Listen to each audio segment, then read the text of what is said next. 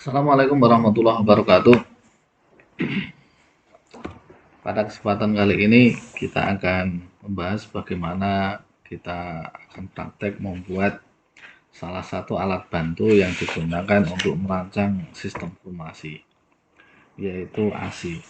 Kita ketahui bahwa ketika kita ingin merancang sistem informasi sebagai seorang analis sistem, maka kita butuh alat bantu, yaitu alat bantu yang digunakan untuk merancang sistem maupun alat bantu yang digunakan untuk merancang program.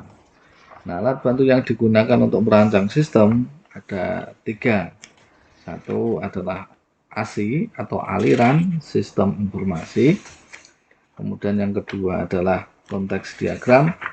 Kemudian yang ketiga adalah data flow diagram. Sekali lagi, alat bantu yang digunakan untuk merancang sistem ada tiga, yaitu aliran sistem informasi atau sering disingkat dengan ASI, kemudian konteks diagram, kemudian data flow diagram. Sedangkan alat bantu yang digunakan untuk merancang program itu ada dua, biasanya yang sering kita gunakan, yaitu struktur program dan flowchart. Flowchart sendiri ada 5 kalau ya. Ada flowchart skematik, ada flowchart sistem, ada flowchart program, ada flowchart dokumen, ada flowchart paperwork ya. Nah, sekarang kita akan bahas salah satu alat bantu perancangan sistem informasi, yaitu ASI. Apa itu ASI? ASI adalah atau alat dan informasi adalah bagan atau gambar yang digunakan untuk menunjukkan aliran pergeseran informasi yang terjadi di sistem tersebut. ASI ini sangat berguna untuk mengetahui permasalahan yang ada di suatu sistem. Apakah terjadi lag, uh, terjadi penggandaan pekerjaan, ataukah terjadi lompatan kerja, operasional, dan sebagainya.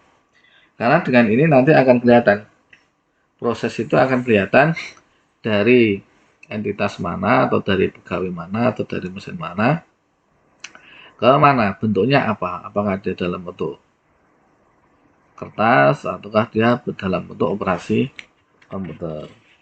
Dari ASI ini, dari aliran simulasi ini, maka nanti kita akan bisa mengetahui apakah sistem informasi itu layak untuk dipakai ataupun tidak.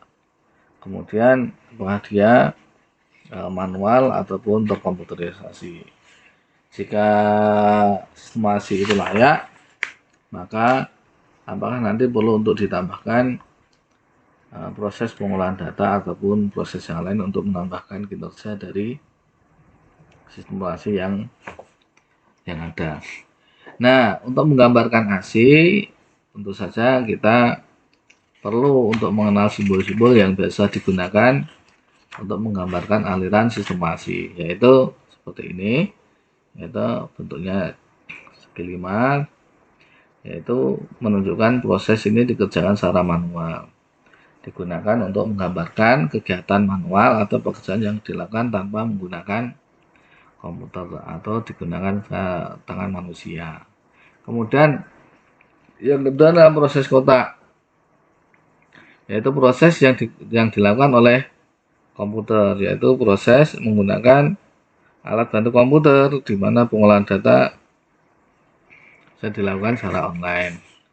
Kemudian simbol seperti ini maka dia menunjukkan ini adalah sebuah bentuk dokumen, merupakan formulir yang digunakan untuk merekam data atau menunjukkan input ataupun output, baik untuk proses manual maupun komputer.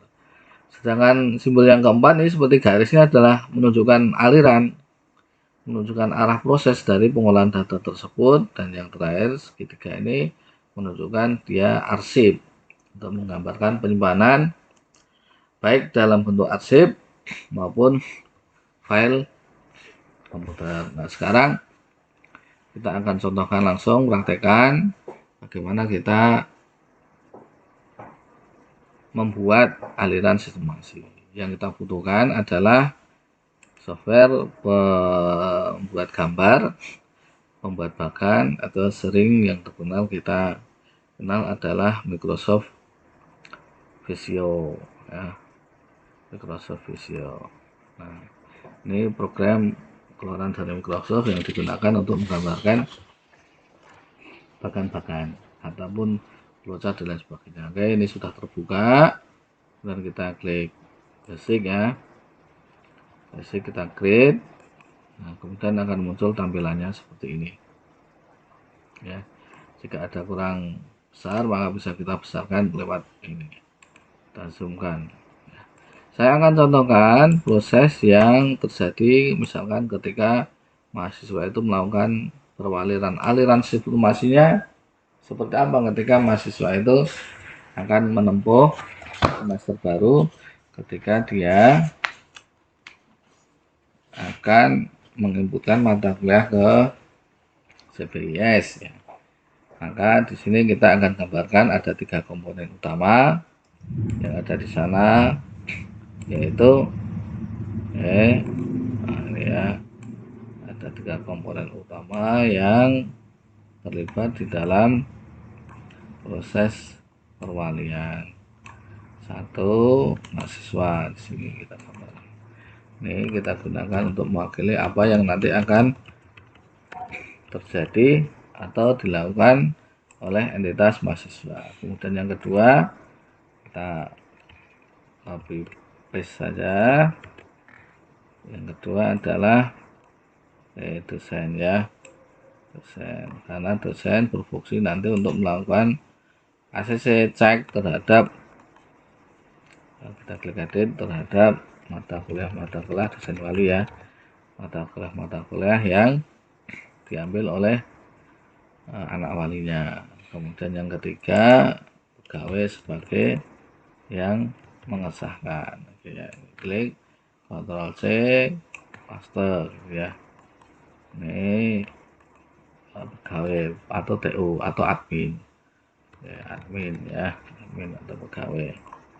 Nah, biar agak beda ini tak warnai beda, pakai ini aja ya. Ini juga tak warnai beda biar mencolok kelihatan. Oke ya. Nah, apa langkah yang terjadi di sini, aliran informasinya seperti apa? Yang pertama kali adalah, inilah pentingnya kita menggambarkan proses informasi yang terjadi. Ya, aliran informasinya seperti apa, atau proses yang terjadi seperti apa. Nah, pada kegiatan perwalian, maka kita bisa lihat bahwa yang terjadi adalah mahasiswa pertama kali membawa buku perwalian. Nah, buku itu kan bentuknya dokumen, sehingga bisa kita cari tadi ya, ini bentuk dokumen. Kalau misalnya di sini belum ada, maka Anda bisa cari di sini. Saya hilangkan yang tidak penting dulu, oke. Nah, ini atau di sini, di sini ya. Kalau di sini belum ada, maka kita bisa cari di sini more resep, kemudian flowchart. Ini misalkan basic. Nah, ini muncul tadi ini ya, basic shape. Jadi basic flowchart shape. Nah, tadi yang sesuai dengan simbol-simbol yang dibutuhkan untuk menggambarkan aliran informasi. Yang pertama kali terjadi adalah mahasiswa membawa buku perwalian. Karena buku itu adalah manual, maka kita isikan di sini ya. Ini adalah buku perwalian. Nah, setelah buku ini dibawa oleh mahasiswa, kemudian mahasiswa itu mengisikan mata kuliah apa yang nanti akan diambil pada semester tersebut. Nah, mengisi itu bentuknya adalah secara manual, ditulis langsung di bukunya. Nah, karena proses manual itu maka simbolnya seperti ini ya. Klik atau edit, mengisi mata kuliah pada semester yang akan datang yang akan diambil. Nah, setelah mengisi maka kemudian dibawalah ke dosen wali untuk dicek dan mendapatkan PIN ACC. Nah, pengecekannya juga manual dilakukan oleh dosen di sini. Ya. Oke. Setelah terjadi proses perwalian itu dosen akan mengecek, ya, mengecek sekaligus kalau sudah sesuai maka dia kemudian akan memberikan PIN untuk bisa masuk ke CBS menginputkan mata kuliah yang tadi diambil. Nah, setelah diberikan PIN maka mahasiswa nanti selanjutnya akan mengisikan mata kuliah tadi yang sudah diambil itu kembali ke CBS. Proses menginputkan itu sudah dilakukan secara komputerisasi. Ini statistik ini. Nah, ini kita gantikan colornya. Nah, di sini input CBS. Setelah diinput, nah mata kuliah sudah jadi, maka kemudian mahasiswa mencetak KRS, kartu hasil kartu rencana studinya. Ini cetak KRS.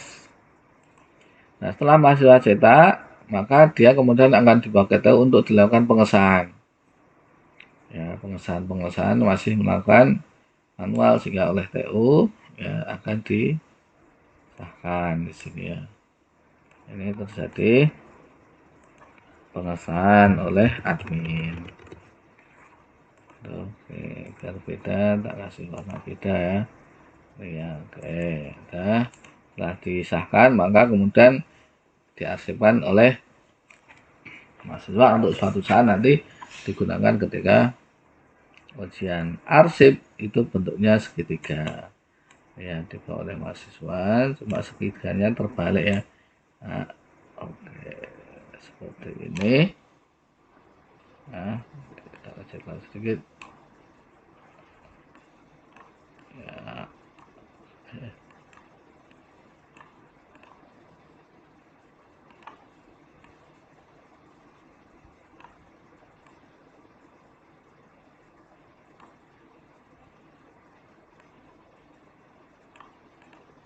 kita naikkan sini. Nah, oke, ini tambah. Nah, oke, ini arsip.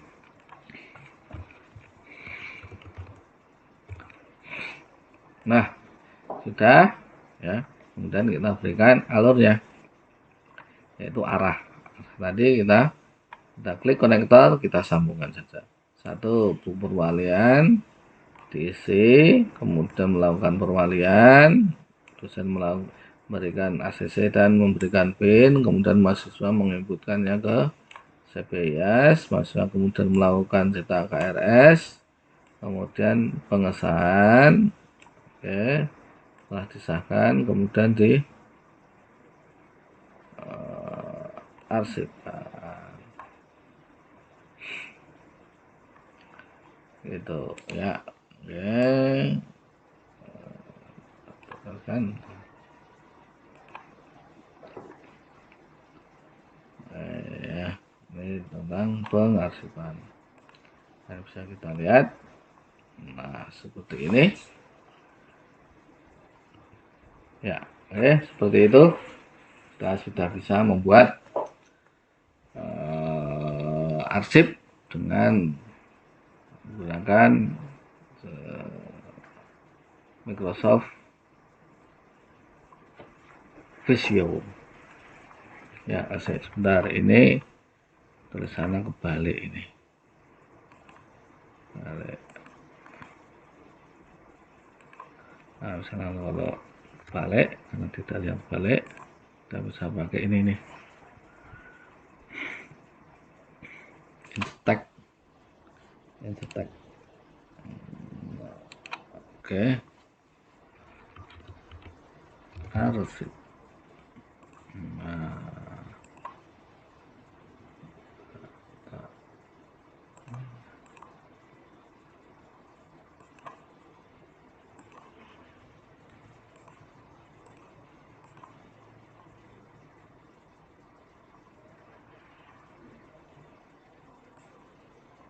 Hmm.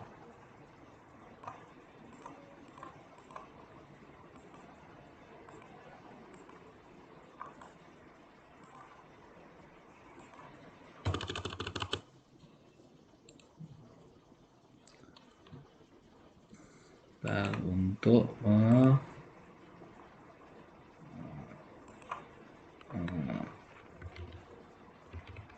arsip apa ya? Eh,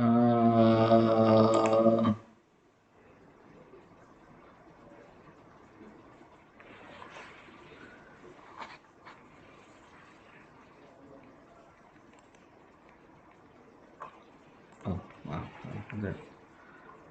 Nah, ya.